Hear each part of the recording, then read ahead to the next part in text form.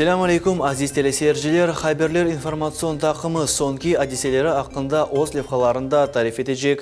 Studiyada men Abdullah Josman çalışam. Bugün böyle malumatlar haberler programımızda takdim etili.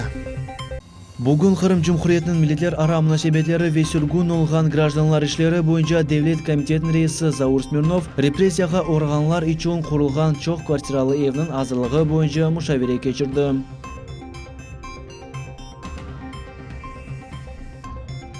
Ömrünün 88 yılında belli Kırım Tatar yazıcısı, şair ve yazıcı Reza Fazıl vefat etti.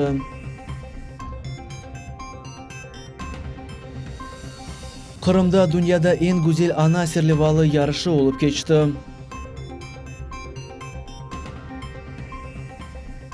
Dört yaşlı Seyit Halil Setmemetov yardımga muhtaç. Ahmejit'te Turkvision 2016 halkara yer yarışının seçim basamağı olup geçti. Bu ve diğer vakalarını bizim yayınımızda seyir etiniz. Rusya Prezidenti Vladimir Putin emir imzaladı. Ona binaen Kırım'da ve Akyar şehirinde yaşagan ve kontrakt boyunca Rusya silahlı kuvvetlerini hizmetke kirgen Rusya Federatsiya gражданlarının harbiy unvanları, tahsil ve kvalifikasiya hakkında vesikaları emdi harbiy hizmet hakkında vesikaları tanılacak. Vesika resmi hukuki malumat internet portalında neşir etilgen. Prezident ile imzalangan emir imzalangan kunundan başlap çalışı.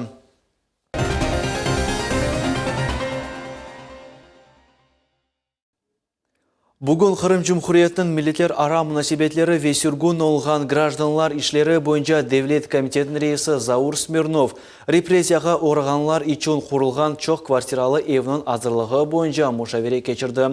Dekabrın 10'unda reabilitlengen 90 gраждан Borçokra kasabasındaki kvartiraların sahipleri olacaklar. Tavsiyatlar bizim levhamızda. Müşavire devamında Devlet Milletler Komitetinin reisi Zaur Smirnovga yapılgan iş ve evinin hazırlığı boyunca esabat berildi. Toplanganlar becerilgen hem tışkı hem de içki işlerge kıymet kestiler. Bunun beraber hazır kvartiralarını da seyrettiler. Zaur Smirnov'nun aytkanına göre Borçokra kasabasındaki Kantar uç adresi boyunca yerleşken kvartiralar Ahmejit Memuriyetinin cedvelinde nevbette turgan gражданларга berilecek. Безусловно, это очередники из числа реабилитированных граждан, которые, многие из них более 20 лет простояли в очереди на получение жилья. Это те, кто состоял в очереди именно в Симферопольской администрации. И, конечно же, мы эту работу будем продолжать. У нас, согласно федеральной целевой программы, еще не один жилой дом. По Крыму еще сотни семей будут получать жилье до 2020 года. Поэтому, конечно, вот то, что сегодня мы здесь видим, это фактически общая командная работа многих ведомств Республики Крым, строительных организаций. И я думаю, что люди оценят эту помощь, которая им в виде этих квартир. Ну и в то же время, конечно же, это все делается в рамках реализации указа президента Владимира Владимировича Путина о реабилитации репрессированных народов. Все произведено в соответствии с проектом. Естественно, здесь люди, возможно, еще захотят какие-то коррективы вносить для себя, но для того, чтобы жить, здесь полностью созданы все условия, квартиры отапливаются, подключены все сети. Kırım Cumhuriyeti'nin kapital kuruculuk hizmetinin yolbaşçı muavini Remzi Asanov öz nevbetinde kaydetti ki 180 kvartiralı evinin sonki uç kırışı yani 90 kvartira insanlarını kabul etmege bütünle hazır. Bu yerde yaşayış için hepsi gerekli şaraitler yarıştırılgan. На сегодняшний день строительная готовность на 100% готова. Заведены все инженерные сети. Люди при заселении будут с электроэнергией, водой, лифтами, отоплением.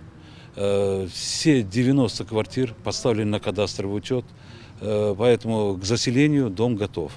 На сегодняшний день объект передается управляющей компании, которая принимает всю техническую составную дома. Это и водопровод, электроэнергия, лифты для эксплуатации последующим этого дома. Yarın ise kurucu şirketi mında su ve gaz geçirecek. Hem de liftlerinin hazırlığını teşkilecekler.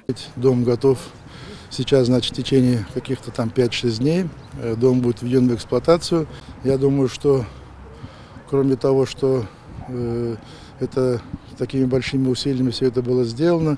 Были какие-то проблемы, я думаю, что это все уже решилось. Завтра мы даем тепло на жилой дом, подаем воду, включаем лифты, проверяем, что все было готово к заселению жилого дома, чтобы не было каких-то эксцессов при заселении жилого дома. Квартира анахтарларының тантаналы берілуі декабрьдің 10-на планлаштырыла. Алимия Кайбулаева, Аким Бекиров, Миллет үшін. Өмірінің 88 елында белі Қырым татар yazıcısı, шайыр ве yazıcı Риза Фазыл вефат етті. Бүгін шайырнен оның достлары, сой сопы ве семейдешлері ведалаштылар. اهدنا صراط المستقيم صراط الذين أنعمت عليهم غير المغضوب عليهم ولا الضالين آمين يا رب.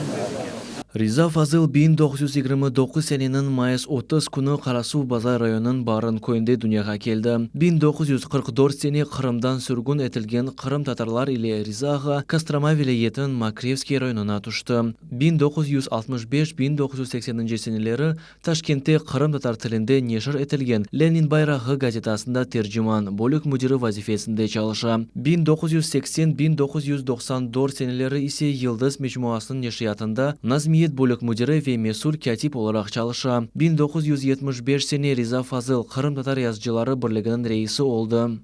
Большая утрата для моего народа.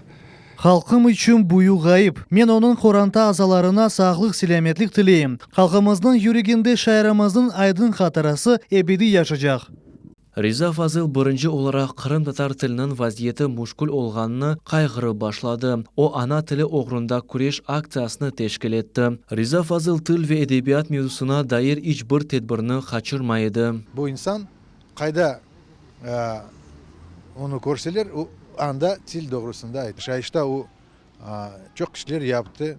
Gerçekten de kaygıraydı milletin. Ama geliniz mi da misal men teklif ettim milletimizge, halkımızga.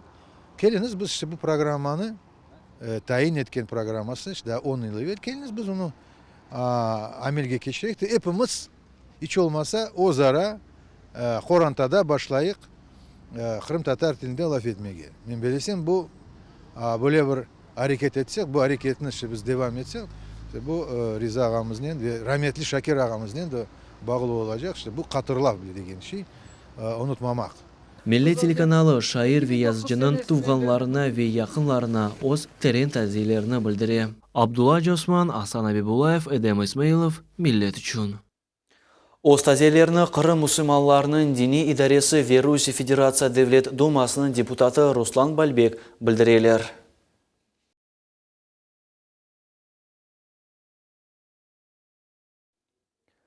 Ана капиталы параларны алмақ ұқығы иле Қырым сәкенлері да 2 күн девамында қолана білелер.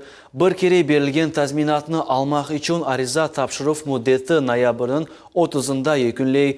Оның көлемі 25.000 рублені тешкел ете деп білдіре Қырым Жұмхурет бойынша Руси Нефақа фонд идаресінің матбуат қызметі. Бір кере берілген тәзминат алмақ аққы еле 2016 сене сентябрь 30-на қадар сертификат елде еткен ве ана капиталын параларына эсас өнеліштерге масраф етмеген эпісі құранталар қолана білелер.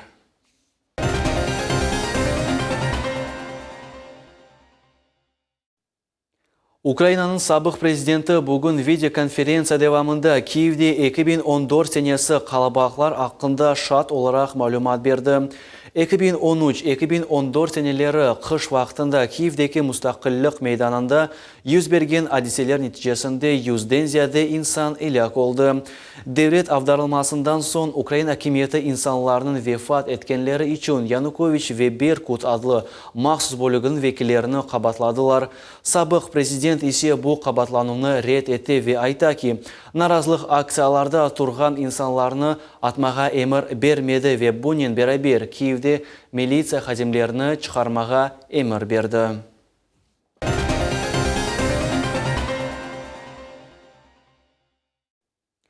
Dört yaşlı Seyit Halil Setmemetov yardımға muhtaç bala cerebral paraliç hastalığından azap çekim. Oğlançıq çeşit hastahanelerde tedavilendi ve onun alı tüzeli başlandı. Seyit Halil'ni Moskva Tibbi Teknologiyalar İnstitutuna tekrar tedavilemege kabul etmege razılar. Lakin kursının fiyatı 189.000 rublege yakın. Ailenin bu kadar parası yok. Mayıs ayında Seyit Halil 5 yaşını dolduracak. Anası aytkanına ko'ra o sağlam doğuldu. 2 ay geçken son kadın ko'ra bala başını tutup olamay. Onlar hekimlerge müracaatda bulundular. Lakin her şey yaxşı degen cevap aldılar. 4 aylık Seyit Halil soğuklandı ve hastahanege uğradı. Tek o vakit hekimler bala inkişafının zayıflığını gördüler. Съездили к невропатологу, она посмотрела, сказала, вам надо курс лечения, но назначил его на дом. Мы до 8 месяцев дома его лечили, но надо было, наверное, раньше лечь в больницу.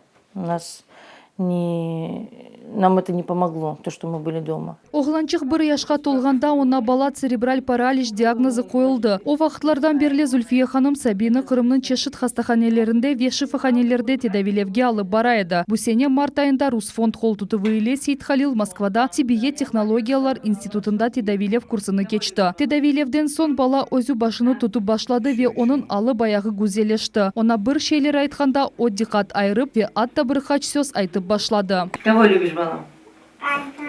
Ага, еще кого любишь? Кого еще любишь? Анна. Еще кого любишь? Карбаба любишь?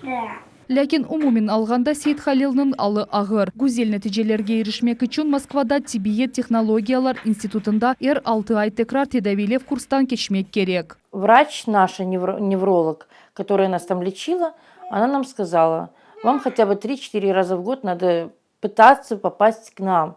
Для того, чтобы ребенок, у них такие как перспективы на ребенка, они сказали, что может быть и пойдет, но для этого надо это лечение, их лечение. Moskva hastahanesinde 2 hafta tedavilenuvi 189.000 ruble tura. Ailenin bu kadar parası yok. Balanın anası çalışmay çünkü oğlunu bakmak zorunda. Aile Seyit Halil'nin sakatlık nefaka paralarına yaşaylar. Balanın babası kıyınıklardan korkup oğlançık 2 yaşında olganda aileden ketті. Seyit Halil'ni kelip көрмей ve kemerde hatta alimentlerden kaça. Через каждые полгода ложимся на Титова. Сейчас вот у нас еще проблема такая, он меня никак не перестанет кусать пальцы. Вот. Кусает пальцы, и для того, чтобы он этого не делал, мы сейчас и у психиатра уже на учете состоим. Seyit Halil açıq gönüllü, hayatsever ve güler yüzlü balacıq. Onun anası oğlu yakın zamanda yürüp başlar ve başka balalar gibi cemiyetin dolu azası olur dep arzu etti. Zülfiye Hanım pervasız olmagan insanlarga balaga yardım etmek akta rica etti. Bankның rekvizitleri RNKB kartochkanın numerası 40 70 38 10 14 01 30 40 83. Seyit Halil'nin anasının telefon numarası koşma 7 978 71 88 059. Ayşe Şolakova, Sanzivadinov, Millet üçün. Алушта шейрі районында шақси вертолет авдарылып тұшты. Нәтижеде 3 инсан әлек oldu. Оларының шақсиетлері белгілене ең яқын мескен ергеже 1 километрден зияды. Әлі арасында виран, зарар ве құрбанлар yok. Эвелкі малюматларға көре вертолет Ялтадан учып чықты ве Қарасу базарға yol алайды. Шымды қаза yüz берген ерде февкулade вазиет насирлігінің хадимлері, acele yardım хызметчілері ве оқу құрчалайчылар çalışmakta. Вертолетін менсүплігі ве қазаның себеплері белгілене.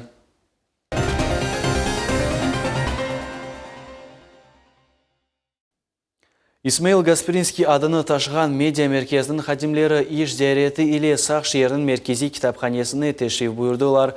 Кітапханенің хадимлеріне ве мұсафірлеріне 2016 ел девамында бежірілген иш тақзим етілді. Бұл яны кітаплар, газеталар ве мejmualar олдылар. Тақдимнамеде мұхбиріміз Султани Меджитті болынды.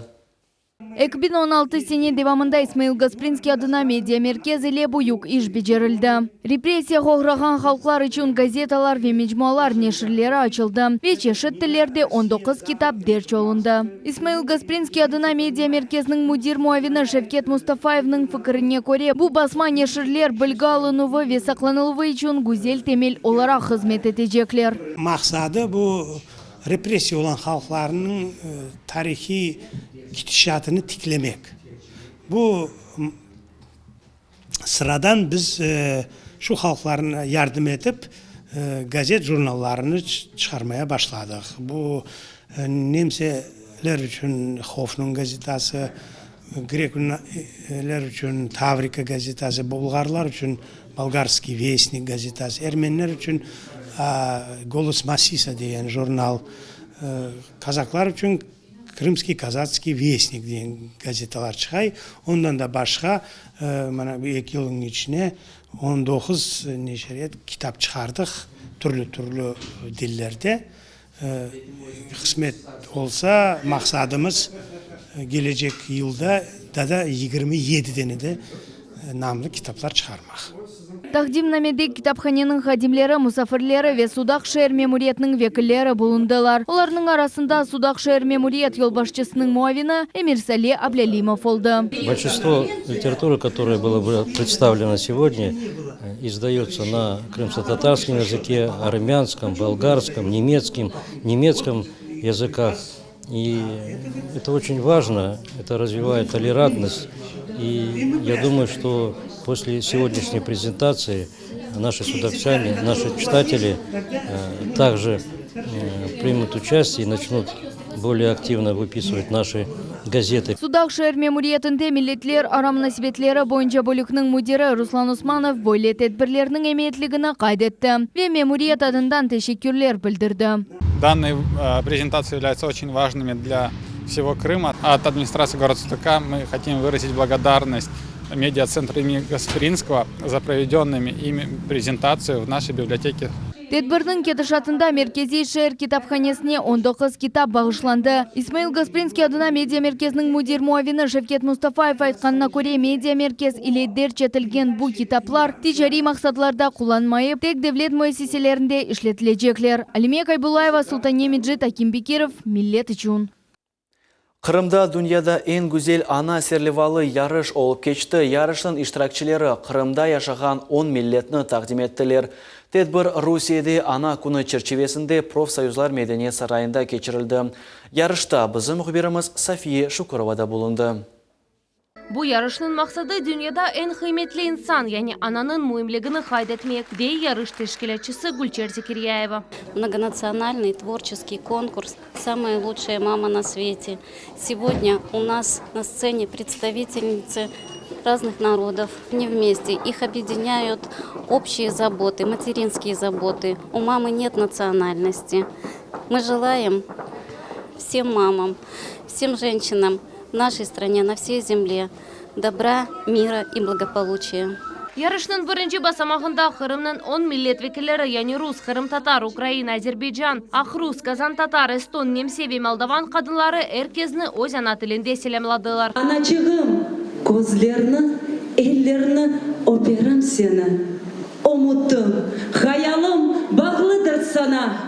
Алла саблық берсін, себімі анама. Bundan da gayrı dostluk halklar evinin bala takımları öz istidatlарını gösterdiler. Yarış iştirakçıları öz milletinin medeniyetini, ananelerini, milli oyun ve yırlarını takdim ettiler.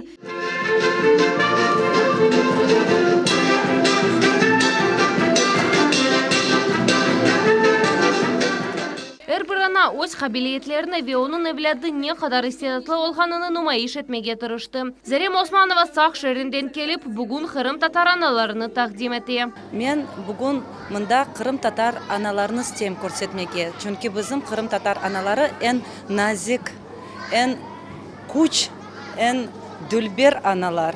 Kızımdan Mavile Hanım'dan bugün bir oyun, güzel oyun oynayacağımız. Ana ve bala oyunu.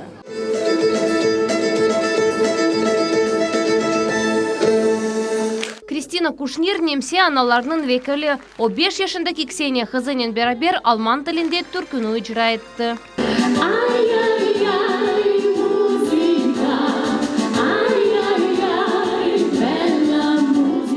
Bu yarışta her şey başkaca geçti. Bu sefer analarga balalar kol tuttular. İştirakçı analarının çıkışlarına aynı olar kıymet kestiler. Сегодня моя мама участвует в конкурсе, и я ее поддерживаю.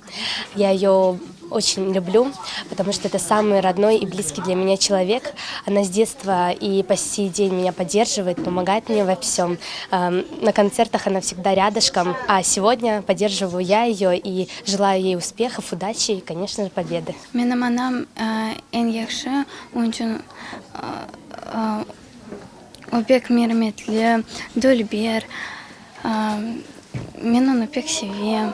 Моя мама самая лучшая, потому что она нас растит, за нами ухаживает. И она самая-самая лучшая на свете.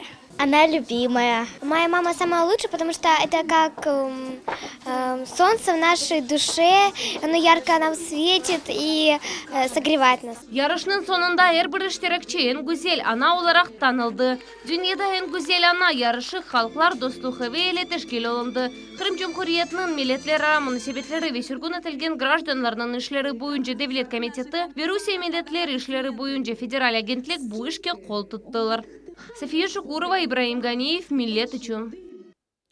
Қырымда Қырым татар халық қайтарма ансамблінің турнесі олып кечежек. Турне Эфсаневи Қырым татар артистіні қайтарма ансамблінің бети реберіне Ремзе Баккалға бағышлана.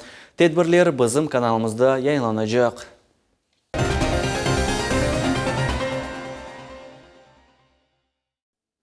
Ахмежите қарышық күрештің ориентал чешті бойынша ачық чемпионат олып кечті. Ярышта Ахмежит тақымларындан ғайыры Сақ, Кезлев, Кефе спортчылары иштирак еттілер. Мевзуны Мавиле Эюб девам ете. Ярышның тантаналы ачылуында Қырым Cumhuriyeti'nin Devlet Şurası'nın reis muavini Remzi İlyasov iştirakçilerге muvaqetler tilep, yakın vaxtları Ahmejit, Yalta, Kefe ve Kezlev'de yanı sport sarayları açılacak dedi.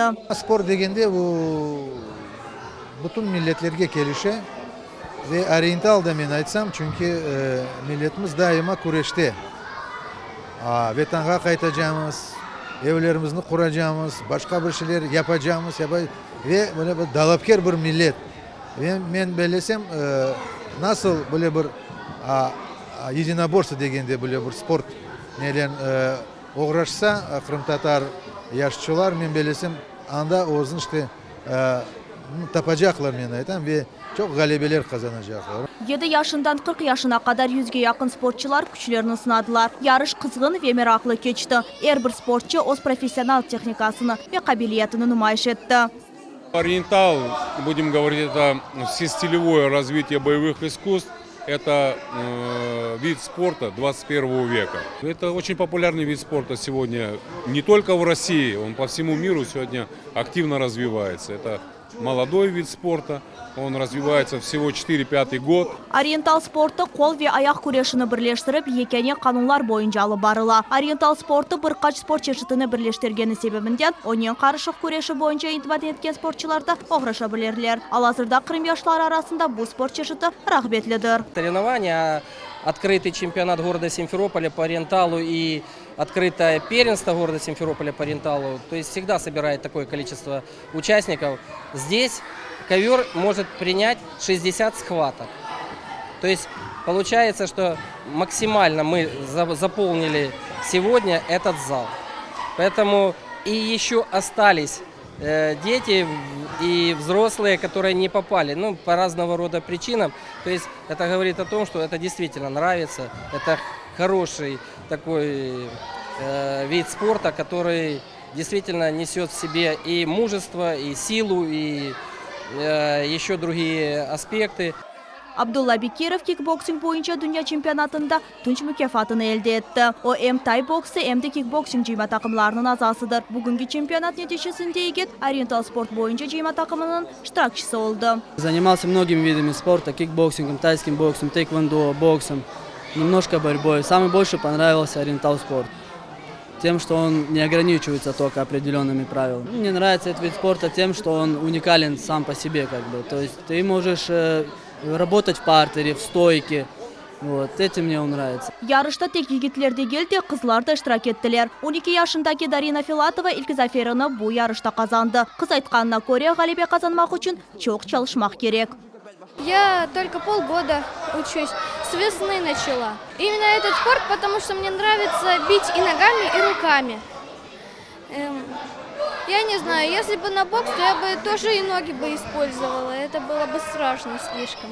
Yarışның sonunda 10 sportçı Kırımның жийма takımının terkibine kirdiler. Olar kelecek senenin başında Rusya yarışında yaramadamızını taqdim edecekler. Mavile Eyüp, Ruslan Xaxlov, Millet üçün. Ахмежетте Turkvision 2016 халқара ер ярышының сечім басымағы олып кечті. Эвелден айтқанымыз кебі продюсерлер ве бестикарлардан ибарет олған ижади тақым Жұмхуриетінің истидатлы яш ержыларыны топлап, күчлі ве айынклі сес сайбыны сечмеге тырыштылар.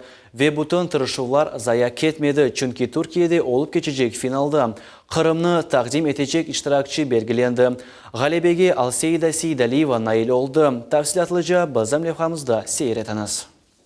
Ярымадамыздың юз ең артистик ве парлақ ержылары эсас санада ос вокаль қабиетлеріні тақдим еттілер. Жюри азалары есе ғалипны сечтілер. Бұ ерні Алсейда Сейдалиева қазанды. Яш истидатлы ержі айтқанына көре, музыка сеслері оңа балалықтан яқын. Ижражының анасы да чалғыжы. С детства слушала музыку. Мен балалықтан музыка дінлеп остым, анам кібі ерлап чалажам деп арс етедім. Ве анам мені ерте 6 яшында музыка мектебіне оқымаға йоллады. 13 яшында мен шу мектепні бітірдім. Сон чоқ вақыт театрде музыка саналыштыруларда çalıştым. 14 яшында чешіт концертлерде иштирак еттім. 18 яшында енді музыка yazып башладым. Алсейда Самарқандта доғды. Лондон шерінде тәсіл алды. Шымды Москвада чалышы. Алсейда музыкаға бағышланған вақыт девамында чешіт жанр саларында ижат етті. Олар арасында R&B, джаз, блюз, рэп, рок, трип-хоп ведігерлері. Қырымда кечкен Turkvision 2016 конкурсының сечім басамағында Алсейда Дилавер Османовның Фелегім еріні енді пек сық құланған поп жанрында ижра етті. Doğanda gel, isteğim arzum tek sensin Azrail'im, ben sevdilbe, sen canımı alırsın. Конкурстаки оз муафақиеті ақында бойле изат берді. Я честно, я очень-очень сильно хотела. Мен ғалип чықмаға пек істедім, конкурс ақында біраз кеч білдім. Оның үшін қысқа мүдде девамында ажеле шекілде мерақлы бір шейні япмақ кереклігіні мен аңлайдым. Яқшы азырланып келдім, ғалип чықмаға бұйық істегім бар еді. Чүнки Түркиеге барып, анда Қырымны, Қырым татар халқыны тағдым етіп, тарихи жеттен мен үшін доғмыш сайылған тілде ер ижра етмек бұл мен үшін бұйық бір шерифтір. Ерджі омыр бойы музыка еле оғраша ве ич бір вақыт бұ енеліштен айырылмаға істемей. Декабрь айында Қырымда гран-при сайыбы бізім ярым адамызны Turkvision 2016 халқара ер ярышының финалында тағдым етежек. Милет телеканалы да мескүр конкурсны жанлы яйында көстережек. Фатиме Сейтмамут, Мавиле Эюб, Умер Мустафаев, Асан Зивадинов, Миллет үшін. Шымдылық бұл олған малюматларымыз әді бізім телевизион тақымларымыз яны малюматлар өзерінде çalışмақталар. Неведекі яйынларымызны қачырманыз. Эфирде көрішмек үзіре.